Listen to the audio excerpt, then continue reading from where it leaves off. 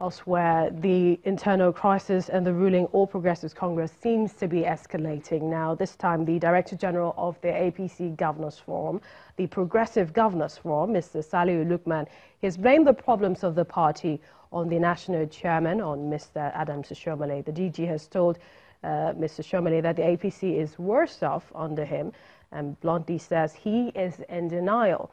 Mr. Lukman has criticized the absence of meetings of superior party organs and lamented the losses in Zamfara, Bauchi, Rivers and others. His fears for the APC is the trouble ahead of Kogi Edo governorship polls with growing animosities. In a letter entitled APC Appeal for Reconciliation, dated August the 6th, 2019, and addressed to the APC national chairman, Mr. Lukman said, "As a loyal party member, I have difficulty reconciling the absence of meetings of superior organs given all the challenges the party is going through, warranting the suspension of 3 serving governors, 2 of them now senators, and 2 members of the National Working Committee." End of quote. Now, the All Progressives Congress, they have called on Nigerians to reject what it terms as the toxic messages and criminal antics of some partisan individuals who have embarked on a campaign of calumny against the government and are calling for a forceful takeover of government. The ruling party calls them cowards and enemies of Nigeria.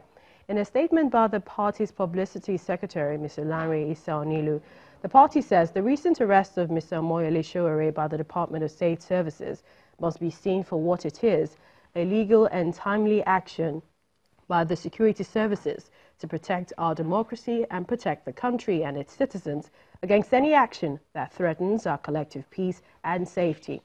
The party went further to say that from elections to governance and general conduct, the President Muhammadu Buhari-led administration has demonstrated its adherence and defense of the rule of law over politics and sundry interests. The party ended the statement by saying that the effects of instability being championed by what it calls cowards and enemies of Nigeria are disastrous. The same proponents of a forceful takeover will be the first to flee the country with their loved ones, while the ordinary Nigerian suffers the disastrous consequences. And while Mr. Sowore remains in DSS detention, more prominent Nigerians are adding their voices in condemning the action of the DSS in arresting him. The latest is Nobel laureate Professor Wole Soyinka. He described Sowore's arrest as totally contrived, untenable, and a travesty and violation of the fundamental rights of citizens to congregate and make public their concerns. Professor Wole Soyinka said no shred of evidence in the allegation that Mr. Sowore plans to overthrow the government of President Buhari, noting that nothing that he said remotely suggests an intent to destabilize governance.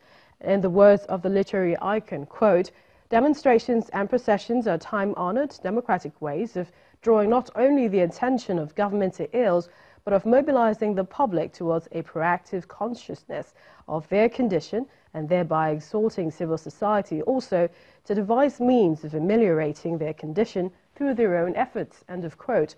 He adds that arrests, incarceration, threats to civilians are counterproductive as they alienate the citizens and erode their confidence in governance responsiveness.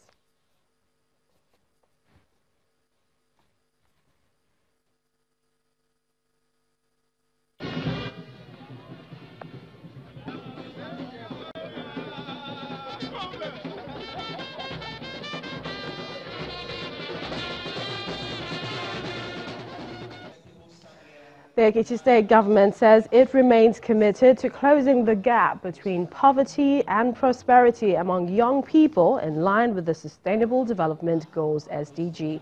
Civil societies, youth groups and other stakeholders in the state taking a walk in the Ado-Ekiti capital there of Ekiti State, and they terminated at the governor's office to mark this year's SDG's International Youth Day. The state governor advised young people in the state to widen their horizon and defeat intellectual poverty so as to attain global relevance.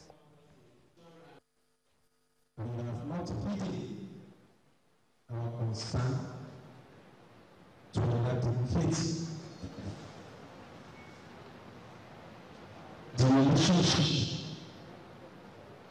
between poverty and prosperity among the youth of the state I will stand by this at all times. Our government will continue to liberate youth from international poverty.